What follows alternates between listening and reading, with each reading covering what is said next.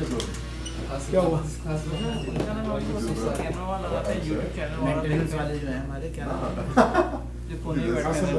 हाँ वो Qasim brother Qasim Qasim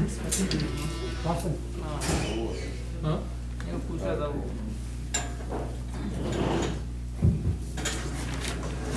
brother, his name is brother Qasim. Brother Qasim? Yeah. Okay, sure.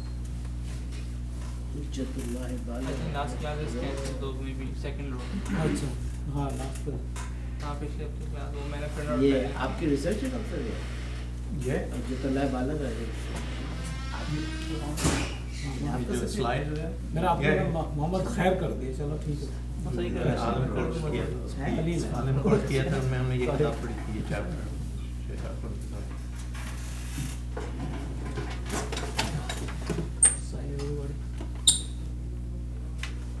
Okay, أعوذ بالله من الشيطان الرجيم بسم الله الرحمن الرحيم الحمد لله رب العالمين والصلاة والسلام على رسول الكريم أما بعد. So I was looking at the calendar and I realized, oh my God, it's December, and this class is supposed to end in December. So it's already first week of December, and I looked at my notes, and we are on the fourth paragraph of the chapter. So now I'm not going to do history. I'm not going to do any background. We're going to go a little faster into this chapter because I really want to at least finish one chapter, and we're going to have to go a little faster. But I think it was very useful. Like, just if I were to read this chapter from September with you, those first few lines, everyone would be lost. But we did a lot of introduction, and that was very important. But now we're going to go through very quickly. So the subject of this class we covered a little bit last time. So this is a chapter called Mabhat as-Sa'ada in this great book, Hujjatullah al-Baligha. And I mentioned that, so it has to do with this idea called Sa'ada, or happiness or felicity. And so Hujjatullah is a great book that covers a lot of topics. The first half of the book are very general, basic topics that have to do with theology and philosophy and basic ideas and concepts. So we picked the fourth chapter, which has to do with human happiness, or Sa'ada. And I mentioned last time a little bit about what Sa'ada is real happiness. It's not just a fleeting emotion when you see something good, but it's real, bliss or inner happiness that comes from some real, tangible things. And I mentioned that this is the holy grail of psychology, of philosophy, and I mentioned even the founding fathers of this country. One of the things they're always talking about and thinking about is happiness. If you look at the quotes of the founding fathers, there's a lot of quotes about happiness. Even the Constitution has life, liberty, and the pursuit of happiness. So every thinker, every philosopher wants to discuss this idea because it's a basic universal human idea that everyone sees. So Shah Waliullah rahimahullah ta'ala has a great chapter, and this chapter has about 6 sections. So we are on the 4th line of the first section. So today I'm going to try to finish 2 sections. So every week we'll do 2 sections in order to finish. Now I just need you to tell me the exact last date of the class. If it's going to the 3rd week of December, right before the last week, then we have exactly 3 classes. If I do 2 a week, we can finish, inshallah. But if it's going to be less than that, then we may have to skip or summarize some things, inshallah. So the first section of this book, and I sent it to you in Arabic and I sent it to you in Urdu, and I think also the English translation was sent in the beginning. So the first. So this is Mabhath as-Sa'ada. The first section has to do with, it's called Bab Haqiqat as-Sa'ada, the chapter on the true nature of happiness. So here, Shah Waliullah rahimahullah says a few things. So the first line, he kind of links Sa'ada with human virtues, or Kamal of Insan. Kamal means perfection. So he's linking the idea of Sa'ada with human qualities and human characteristics. And he says a few things about that. He says that these qualities or these virtues are sometimes shared with other species or other things in existence, and sometimes they're specific to the person we're talking about. So here we're talking about the human being. So now I mentioned his language is very philosophical, it's very Platonic. So he's going to look at human being in the rest of creation, in the way the philosophers look at it. So he says that there are qualities that human beings have. Some of those qualities they share with other people, other aspects of existence, and some of them are specific to the human being. And he says true happiness can only be from that which is specific to human beings. So if you have a quality that other things also share, then that's not really worthy of anything. So he says, so then he gives this philosophical ranking of categories. So he says that human beings belong to the successive ranking of categories, each with its own features, right? So this is pure Greek philosophy. This is from Aristotle, Plato. This is Hellenistic thought. It doesn't mean it's negative, but this is the way they look at things. So he says, human beings, for instance, belong to this category called mineral bodies, ajsam al-ma'daniyah. This Arabic is wrong. It's supposed to be a dal, ma'daniyah. So he said, for instance, so I'll go through the chapter really quickly. He says sometimes human beings have characteristics. يشارك فيها الأجسام المعدنية, that they share with mineral bodies, like height and strength and the ability to stand. So he says this, the ability to stand straight is a quality that human beings have, and is something worthy. Then he says the mountains should be happier than human beings because they have this quality even more than human beings. They're higher and they're even more straight.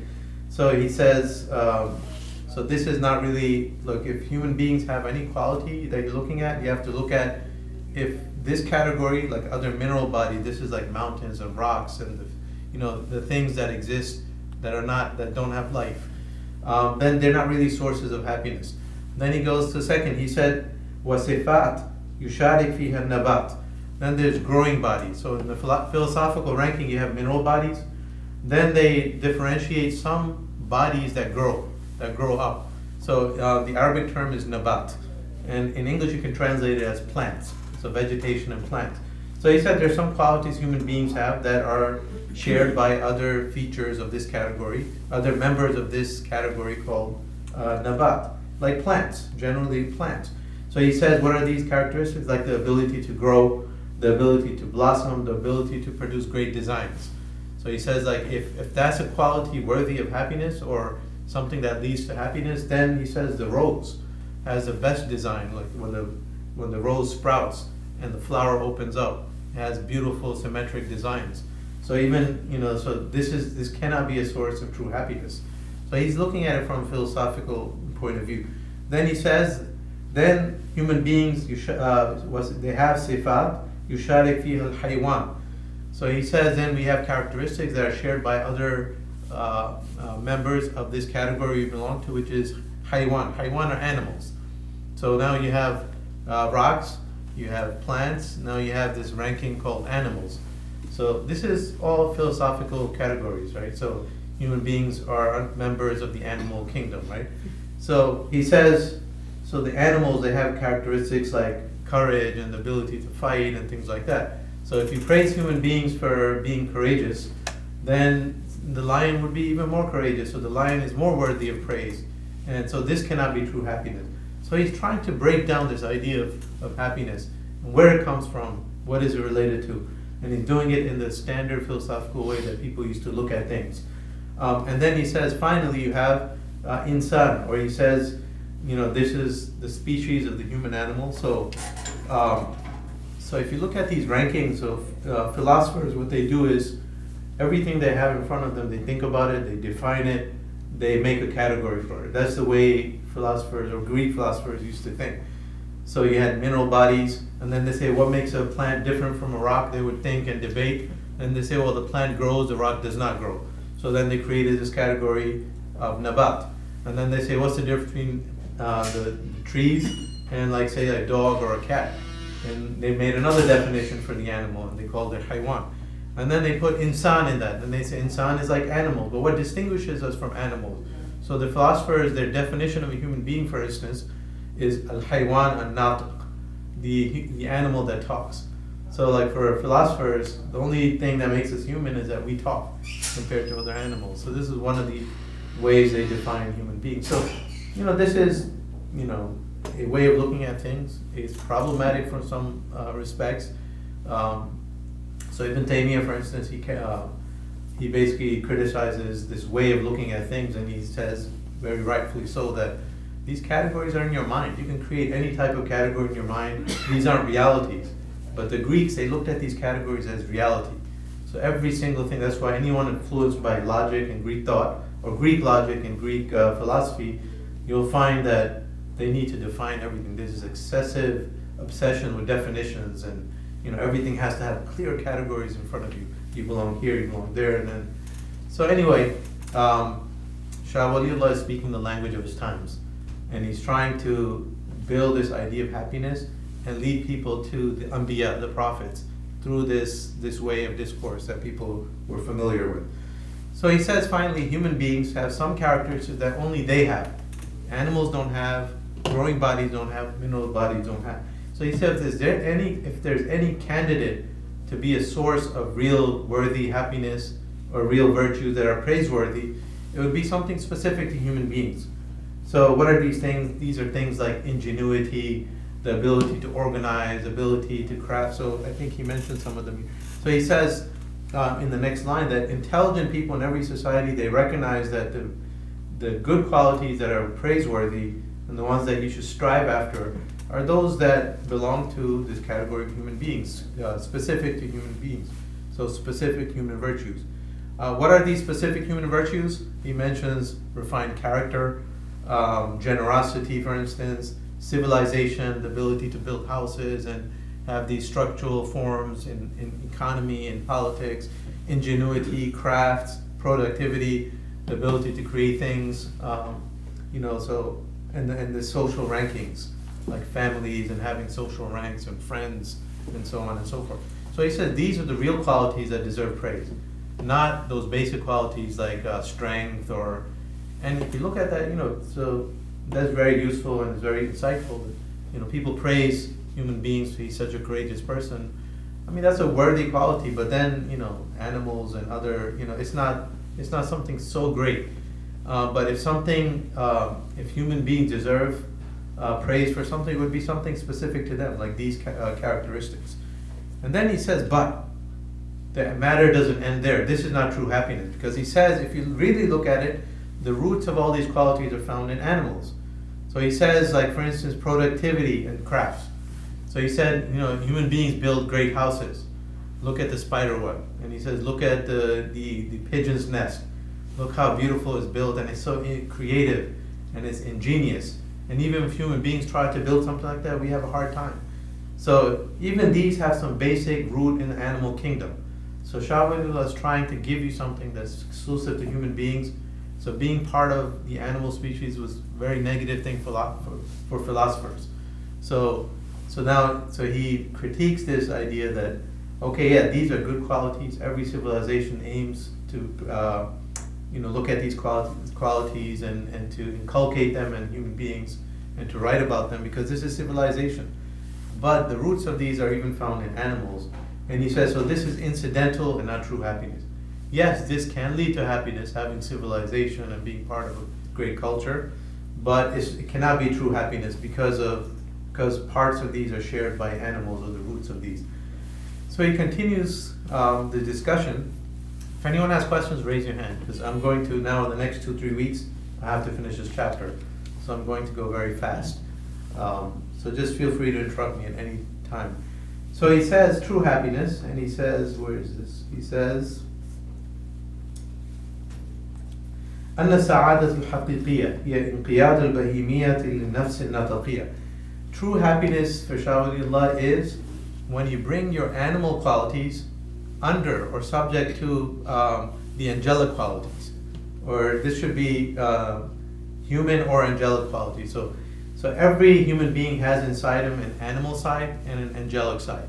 So for Shah Waliullah and philosophers and people writing at that time, there's animals and there's angels. Those are the two opposites. So inside us we have an animalistic side. So we have many qualities that are shared by animals. Then we have this heavenly angelic side, malakut. He keeps talking about this idea of malakut. So he says true happiness comes when you bring your Bahimiya side under the Malakuti side, like subject to that and governed by that. And you bring your desires, subject them to your intellects. So your desires and your wants, you make them subjects of your intellect, your brain. And you bring this human side dominant over the animal side. So this is, his whole discussion built up to this idea so far. And now true happiness comes, we have all these great qualities, but true happiness is when all these qualities become governed by this angelic and spiritual side of human beings, okay? And reason dominates over desire. Both sides never be together, right? Should be one side upper head. Upper hand, but both sides exist. So he didn't say when it annihilates the other side, but he says when it becomes subject. So it means what's dominant as a nature in the human being. So the angelic side should be dominant over the animalistic side. But he praises these qualities. He praises strength, he praises height, he praises crafts and civilization. But he's trying to dig into this idea, what leads to true happiness? What's the true qualities that human beings have that deserve to be praised? So this is for him the final result. And he says, so he built his discussion up to this point, what real sa'ada comes from this angelic side coming over the animal side. And then he says, there's two aspects here. This real happiness comes from two matters. One is a worldly side. So he says this is min bab zuhur fayd al-nafs al-nataqiyya fil ma'ash yuhkam al-jibiliyya. So he says this true happiness comes from one aspect, from these innate qualities that Allah creates in human beings that people also cultivate. So he says we're created to live in this life, to engage in this dunya, in this world. And Allah gave us certain qualities.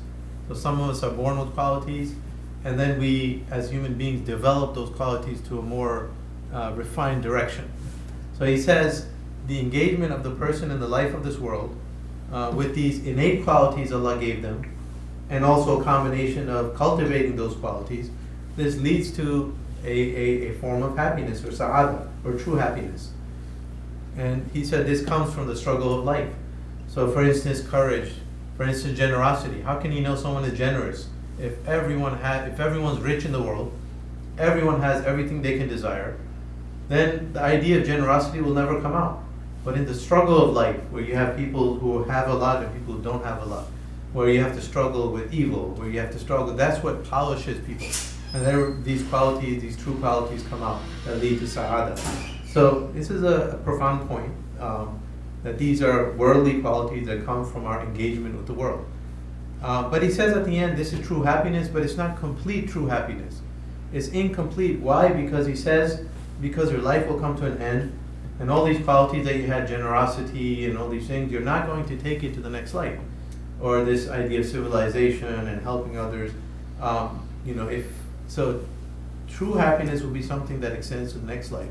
So now he's laying out a framework to show that these are great human qualities, but if they don't lead to the next life, then they're only beneficial in the short term, not in the long term. So he says now the second matter that leads to true happiness is angelic. So again, the same. So you'll find this clash in all philosophers' writing between the animal and the angelic side, between the Bahimiya side and the Ruhani or the Malakuti side. So he says there's an angelic side, and he says this is where you bring the animal self under the angelic side, right? As we mentioned already. And he said, how does this happen? It comes through constant effort and exercises. So he uses two terms, ibadat and riyadat. So he says this is where the angelic side inside the human being, the heavenly side, keeps commanding the animal side to do this. You know what? Don't go there yet. Postpone that pleasure, postpone that desire of yours. So by keep on telling the animal side, and by engaging in certain exercises, and it includes within the exercise ibadat, worship, that's what trains human beings to control their animal side and bring it under the rule or the domination of the angelic side. So he's saying the same thing, but now it's from a different angle. Okay. When he's bringing this idea of the next world, what audience is he targeting? He's targeting mostly Muslims, because he's a director of a seminary, and he wrote this book to show human beings, especially Muslims, the proofs why the Sharia comes from Allah. So it's proofs of God's religion. But the language he uses is universal language. So, it's a good question. For sure, his primary audience is Muslims, but being that he lived in India, and India was never predominantly Muslim. It was always either 50-50 or plus or minus. So he always, and people coming from this kind of background always have other people in mind, other philosophies. So for sure he must have been, had non-Muslims, especially Hindus or Buddhists, in his mind when discussing these things. And even if he wasn't addressing them directly, when Muslims live in an environment like that, they're influenced by those ideas. So even they could be Muslim, but those ideas are out there. So he's not ignoring those ideas, so he's trying to bring this universal language to produce, to the Muslims, to give them strong confidence in their faith. But his audience is primarily Muslim. There's no evidence from the book that he was writing to a non-Muslim audience, and he wrote it for his seminary, he taught it to students, and so on and so forth. But he used very universal language, which was something remarkable for him. Most school teachers or someone's running a seminary, they're just concerned with not only Muslims, only the school of thought in front of them. They're just interested in producing this school and why this school is better than that school, and they're just teaching their students very limited thinking, not using universal language, not being able to use the language of the times. So this is something actually, it's a plus for Shah Waliullah, rahimahullah ta'ala. So he lays this out, and then he says, now his conclusion towards the end of the chapter, he says, real and lasting felicity or happiness can only come from worship. So now imagine if he said this in line 1, it would have been correct. True happiness comes from ibadah. There's no other way to have true happiness. But he spent 3-4 pages building up why. So, and he put the worship, or ibadah, under this idea of exercises to bring the animalistic side in control of the angelic side. And he used angelic rather than Islamic or Muslim, because he's using universal language. So now he's trying to prove why worship is the only source of true happiness. Okay, so he says, so this is the real sa'adah can only come from our ibadah, because that's what trains the animal side to come under the angelic side. And he says, based on that, the greatest objective of the human species is something called tahdhib al-nafs, refinement of the soul. So he uses the term tahdhib al-nafs. So, this is very similar to Quranic language, or when a Muslim talks to Muslims, generally talk about tazkiyatun nafs, right? The purification of the soul. Allah says, قَدْ أَفْلَحَ مَنْ زَكَّاهَا. But here it seems like he has a more general audience in mind, primarily Muslims, but training them to speak to the rest of the world. So he's using very universal language. So the greatest objective of the human species is this refinement of the soul, bringing that angelic soul out and bringing the animal soul in control of that. And he says, when human beings perfect that, so pure human beings, when they reach the stage, then they yearn this worship like a magnet. And he gives examples like a magnet attracts metal, and it attracts naturally. So when human beings develop this refinement to this ultimate state, then they will be attracted to worship like a magnet. And he said this is based on the created inclination of nature. Now he brings it to the idea of fitrah. So he says this is fitratun fatarahum alayha. This is what Allah created human beings. He says, وَذَلِكَ خَلْقٌ خَلَقَ اللَّهُ النَّاسَ عَلَيْهِ وَفِطْرَةٌ فَطَرَهُمْ عَلَيْهِ. So he says, why are these human beings attracted to worship like magnets when they reach the stage of perfection? Because Allah created this pure nature in them. So this is an inclination that was naturally created by Allah. So he says that's why every society, every culture has individuals that were, going in this direction of spirituality, of worship, of preaching to human beings to control the animalistic side. So he says again, he reiterates at the end, the angelic side, malakut, is found in the fitrah of every person. So every human being has this angelic side that Allah created in them. Okay. So then he says at the end, okay, so that's the end of section 1. Okay, so just to summarize, so the section he's talking about, what is true happiness. He brought it back to virtues, and he looked at all the possible virtues human beings have. He related to those categories we belong to, and then he kind of tried to prove from a philosophical standpoint why something specific to human beings is the only thing worthy of praise. And then even that, he says, it comes from a worldly direction and from an angelic direction. And he says, true happiness can only come when the human being's qualities are submerged under the angelic side, which is created in the fitrah of all human beings. And he says, so the conclusion for a Muslim reading this chapter is only worship, only ibadah can make you happy. And this is what the whole discussion is intending to prove in universal language. Okay. So that's section 1, Mabhat Haqiqat Sa'ada, or Bab Haqiqat Sa'ada. The next section is very short, so I'm just going to go through it quickly. Any questions so far? So he's not mentioned anything related to Allah subhanahu wa ta'ala, like a specific word for it. Yeah, so he uses, it's very interesting. So, well, he does occasionally. So he says, like the fitrah, fatara Allahu alayhim. Allah created that fitrah in human beings. But he tries to use more angelic side, malakut. Human beings strive for malakut. And he uses jabarut. So he's using more universal language rather than Allah and His Messenger. So I mean, that's interesting. He's saying the same thing that, perhaps we say in our times. But every scholar has his own way of talking, and he has his own context and environment that he's speaking to. So this is the language that he chose generally in some of his books, in this book at least. Wallahu a'lam. Okay, section 2 is Bab Ikhtilafun Nas fi Sa'ada. The differences of human beings with respect to Sa'ada. Okay? How human beings differ, like groups of human beings when it comes to Sa'ada. So the first section is talking about what Sa'ada is and where it comes from at a very basic level. Now this section is talking about different groups of human beings. So he says, اعلم أن الشجاعة وسائر الأخلاق يختلف أفراد الإنسان فيها. He says, know that general virtues. So again, Sa'ada always for him ties to virtues, akhlaq. So he says courage and all the other virtues human beings have. With respect to that, human beings are divided into 4 categories, 4 camps. Okay? 4 categories of people. So he says, the first one, الفاقد الذي لا يرجى له حصولها أبدا. The first are those people who don't have the quality that we're talking about, with no hope of gaining that quality. So he says someone who doesn't have the quality. So when we talk about any quality, courage or generosity or this or that, the one group of people don't have the quality and they have no hope of gaining that quality. Okay? And then he says the second group, وَمِنْهُمْ الْفَاقِدْ الَّذِي يُرْجَى لَهُ ذَلِكَ بَعْدَ مُمَارَسَةٍ.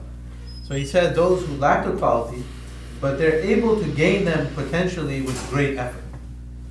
So again, the people who don't have the quality. First, someone who really has no hope of gaining the quality. And he gives some examples. So in courage, for instance, there are some people born with like hormonal imbalances, or they have no hope of becoming courageous in their life. And the second, those who are able to gain the quality, but with great effort, with exercise, with training. But it will require a lot of training. So they don't really have the quality, nor is it in their nature, but they can develop it with great effort. And then he says, وَمِنْهُمْ الَّذِي خُلِقَ فِيهِ أَصْلُ الْخُلُقِ وَلَا تَزَالُ تَنْبَجِسُ فِيهِ فَلَتَاتٍ. He said, now these are people who are born with that quality, but they also have some deficiencies and mistakes. So this is someone who's born with this innate quality to be courageous or to be, a thinker or intellectual. But they also have mistakes. And that could be perhaps the majority of human beings, right?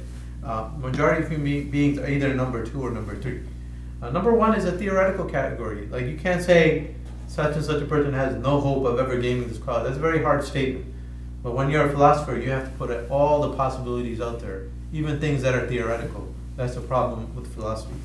So the third category are those who are born with the quality, it's part of their nature, and they can even refine it further, but they also have deficiencies and things that go against that quality. Okay? And then he says the final one is those who are possessed with the complete quality. الذي خلق فيه الخلق كاملا وافرا. Someone who has that complete innate quality, someone who's born with tremendous courage, for instance, and it's just part of his second nature, right? So he says these are people who don't need like incitement, don't need like training. These are models for others in that quality.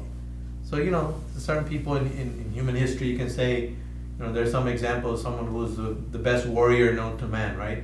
When you talk about being a warrior, you know, certain names come to mind. Those are people who have that quality. They were just born with it, you know, and their history is filled with examples in every respect. So these are the four theoretical categories with respect to having certain virtues. And now he translates this basic understanding to the idea of sa'ada. So applying this whole categorization to true happiness or sa'ada, he says, وَكَذَلِكَ يَخْتَلِفُونَ فِي هَذَا الْخُلُقِ الَّذِي عَلَيْهِ مَدَارُ سَعَادَتُهُم. He says, فَمِنْهُمْ الْفَاقِدْ الَّذِي لَا يُرْجَى صَلَاحُهُ.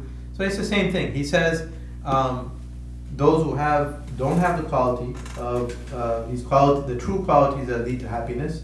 He doesn't mention what they are, but in the previous chapter, it's, you know, this angelic side being dominant through worship. So he said those who have no hope, and he said this is kind of like, he gives example of someone who's blind. سُمٌّ بُكْمٌ عُمْيٌ فَهُمْ لَا يَرْجِعُونَ. Like a blind person will never be able to see.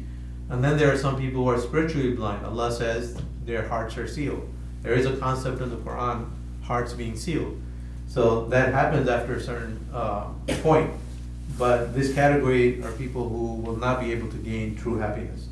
Then second, he says, الفاقد الذي يرجى له ذلك بعد رياضات شاقة وأعمال ديمة. He says, so the second category from number 2 are those who don't have the quality, but through exercise, through effort, through worship, they're able to attain true happiness. And he says about that,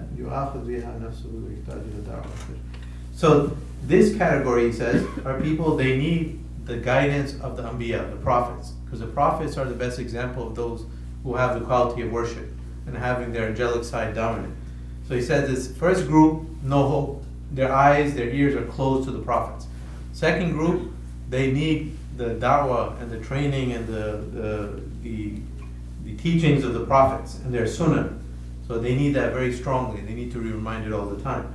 The third group are those who are born with the qualities. They're born spiritual. They're born with that innate. Everyone is born to some extent, but these people have a greater amount of that quality. And he says, these are people الذي ركب فيه الخلق إجمالا وينبجس منه فلتاته. So they have those qualities, and it's very easy for them to find the da'wah. When someone comes with the truth, the revelation, the teachings of the prophets, it clicks right here to these people because they already have those innate qualities. So they follow that very quickly. Although they do have mistakes, they have some deficiencies that they need to train themselves with. And then he says the final, so this is the majority of human beings. They're created with the fitrah if they're not corrupted to a large extent. And when the truth comes to them, the guidance of the prophets, they recognize that and they're able to follow that. And then he says the final category with respect to sa'ada are those who have the complete quality. Who are these? He says al-anbiya. يَتَأَتَّى لَهُمْ الْخُرُوجِ إِلَى كَمَالِ هَذَا الْخُلُقِ. So he says the final quality are those who are the anbiya. They are born with the qualities of malakut, of this angelic side of worship. They don't need incitement. They don't need someone to come and remind them. They don't need another imam or a model. They are the models. So, you know, and these are people who, without da'wah, they can come to the truth. So, this is the anbiya. So again, the first are those whose hearts are closed. Second are those who are so corrupted by their environment that they need a lot of effort, a lot of da'wah to come to the truth. And the third are those who are born with the fitrah and is still intact to some extent. So they need da'wah and they can come to the da'wah very easily to the way of the prophets. And the fourth are the prophets themselves. They're born with that nature. They don't need any da'wah. They don't need any external efforts on them. So this is a great way of looking at it. And then at the end he concludes by saying, this proves the compelling need for prophets and following their way.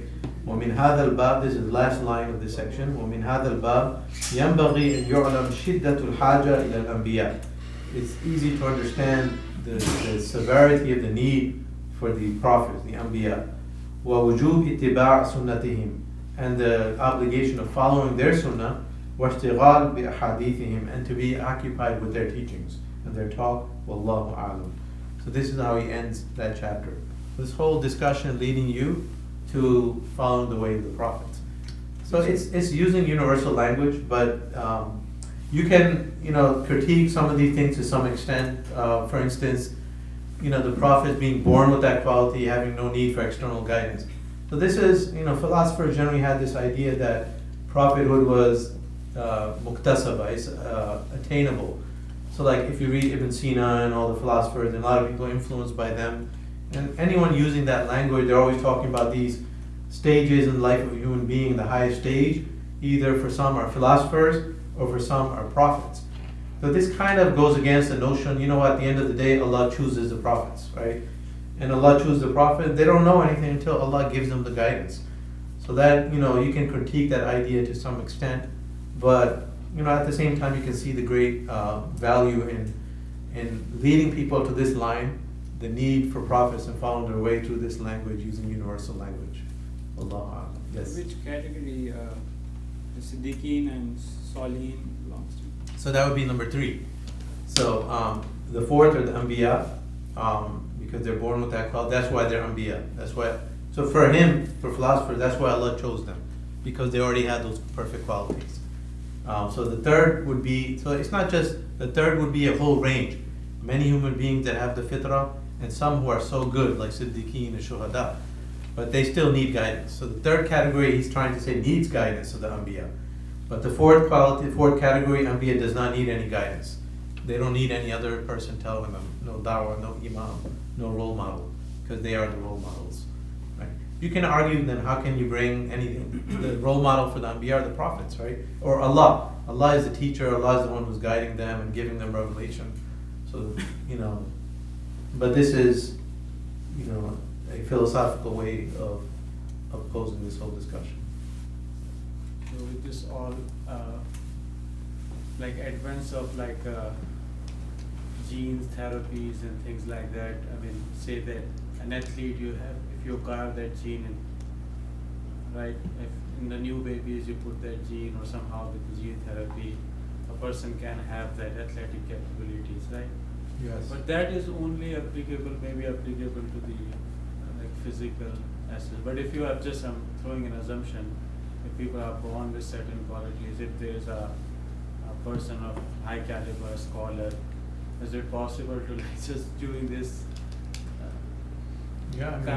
can a person, with the advent that things are going on, it is possible that this may get advanced. So is the qualities which are angelic, is it possible to acquire based on these kind of things? No, that's pure conjecture, but yeah, gene therapy, like the genetic work is not just physical characteristics now. Now they're finding certain habits and certain characteristics that are linked to have some genetic basis too. So this is a direction that we're beginning to go in. So, it's an interesting thing. Are we going to go to such an extent where we'll find the gene for someone who's generous or someone who's more spiritual? Perhaps. But at the end of the day, every human being struggles with all these different tendencies, right? So Allah created human beings with the free will. If you take this discussion too far, then you take away the idea of free will, the idea that every human being has their place in Jannah and their place in hellfire, and they have to choose, right? So, but he's absolutely right that some people have that. There's some people are so easy to worship, but some people it's difficult. But even the one who's difficult, he can be like from Siddiqeen and Salihin, but it requires so much more effort. But other people it requires a little bit of effort to be good, right? But everyone has that potential, right? So, yeah, that's a very, very interesting direction we're going in. Well, one other thing is that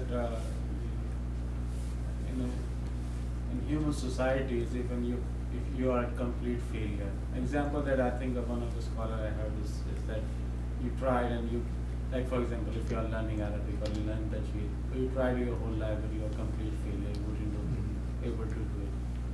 But in the end, may you not be happy, but if it's not based on human judgment, it's based on the judgment of Allah subhanahu wa ta'ala. So a failure here may not be a failure there. Yes, yes. Yeah. I mean, it's the effort, right? Like, well, one of the things with philosophers, they will look at the end result, you know, for them. So that you want to be like a Nabi, you want to be like a Salihin, but the real thing in Islam is the effort, right? So most people will not get there. The reality is most people don't get to that ideal stage that they're going to, but that's not what Allah wants. Allah wants that walk, that road, that process, right? So these are theoretical discussions. When you have to talk about theoretical discussions, then you take all the discussions and the arguments to the logical extremes, and you always look at the ideal. That's why you read Plato's Republic is such an ideal society, and you can argue that such a society was never possible, never happened, is not possible, but yet, you know, all his followers and the books are written, they're reading this ideal Plato's Republic, and you know, so philosophers are very idealistic, but the prophets are very realistic, and they're guided by revelation. They're very realistic. They have a very different style of talking. So Shah Waliullah was a philosopher at the end of the day. He was a person who knew Kalam, but he tried to bring that to bear on the Sharia, and he did a great job. But everyone has faults and shortcomings. But he, you know, the next sections are even more useful. The initial, when he gets into really pure philosophy and the very basic stuff, you know, it becomes a little theoretical. But when he gets into practical stuff, it's marvelous. Like I shared the idea of the clothing and prayer, right? How you put all those hadith together. So in the practical side, it's very useful and very insightful. On the theoretical side, you can argue with some things, like with all philosophers. Okay.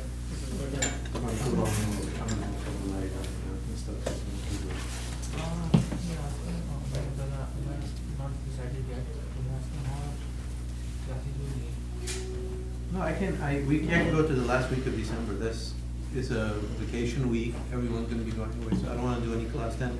So the 22nd. You have right before Christmas. So, yeah. So we're here. We can do this. We have two, or yeah, that would be two. Okay, good. Yeah. So we just need 2 more classes. So I did 2 sections today. We have 6 sections. I'll do 2 on the 12th and 2 on the 19th. So I'll just finish on the 19th. The 19th will be the last class. But then just ask him what he wants to do. Is there a combined graduation, or does he want to do anything formal? Okay. Or we just do it in the same class on the 19th, that's fine too. Just let me know what he wants me to. आपके पास वो चाबी है दरवाजे की? कहाँ पे चले गए? जी क्या चाहिए? मुझे ये रखना था। है आपके पास? ये खुला हुआ है। खुला हुआ है? अच्छा। अच्छा सुनो, वो छुट्टियों पे है। वो कार अहमद एडमिन। वो पाकिस्तान गए, उनके तबीयत सही नहीं थी। अच्छा। ठीक है, रखना है, मैं चाहता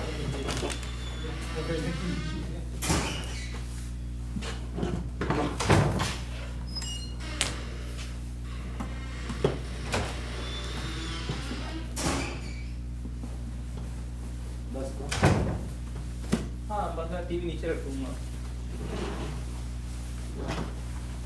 चलिए, अस्सलाम वालेकुम। वालेकुम अस्सलाम। How are the other classes going? It's good. We have Islam Fayoumi doing something? Who? Islam Fayoumi is or no? What are the other classes? I just took 2 classes.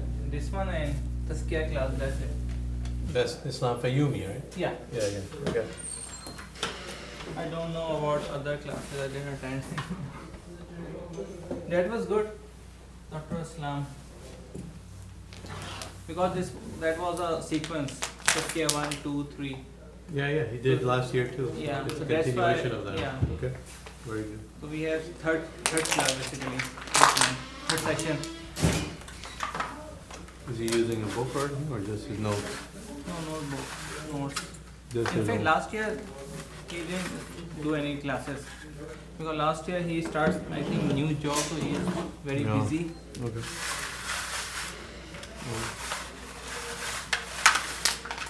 So doing good, mashallah. So, what are we doing in the next semester? Any ideas? No, we have a we need some meeting for the next semester.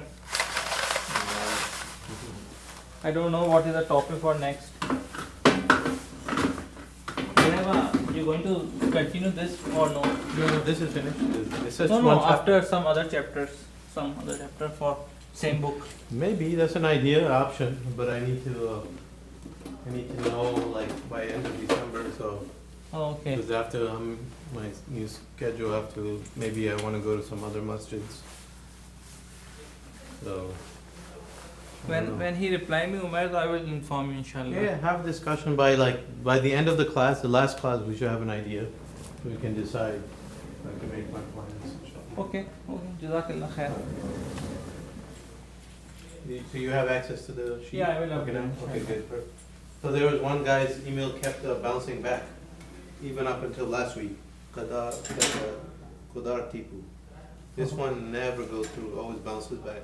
So Oh, I don't know if okay. he fixed it or I don't know. I don't know even if he comes anymore. But this email is, Yeah, yes. was invalid and I always have to delete it. 3 active. Oh, 3 inactive.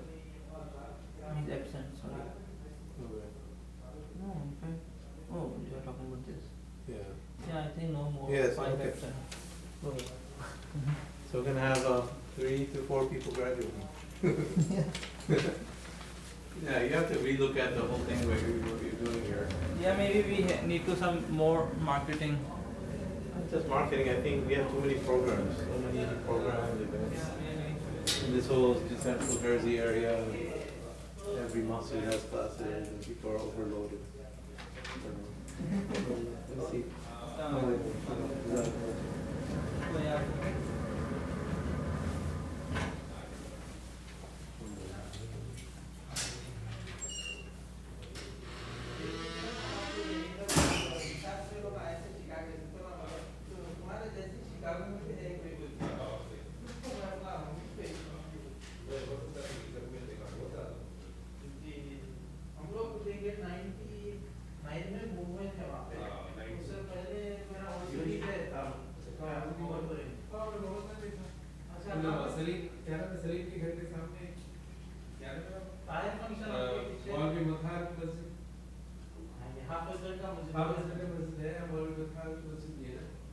ये चमन जो सामने चमन था दे पहले बड़े Shaheen building नहीं है 3-4 मंजिला सलीम भाई की बिल्डिंग नाम तो याद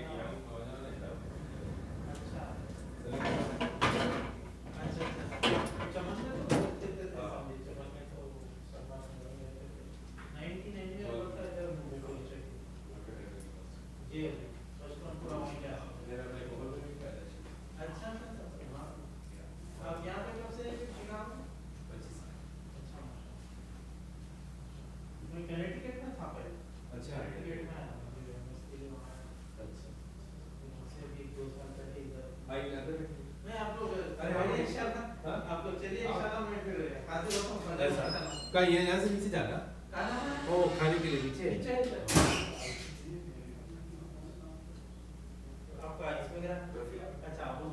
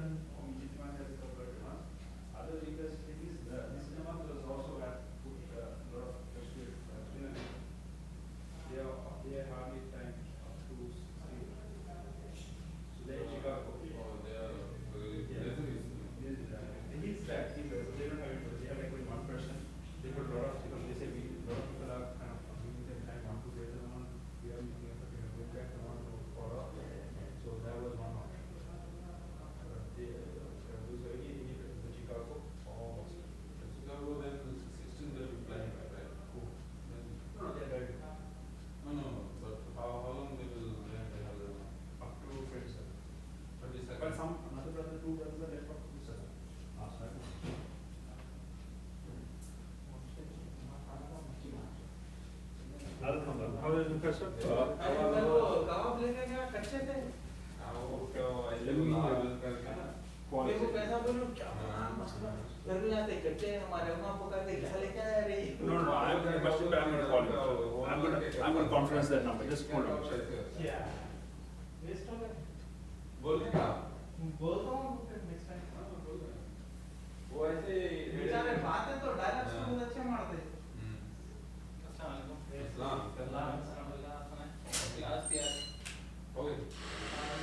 स्क्रीन रख के आ रहा हूँ पेरिस है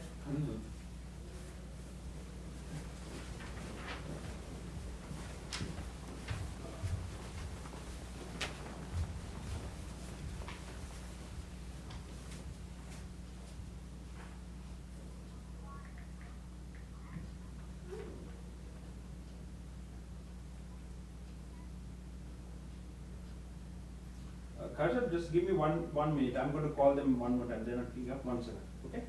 I'll call you back, inshallah. 1 minute, just.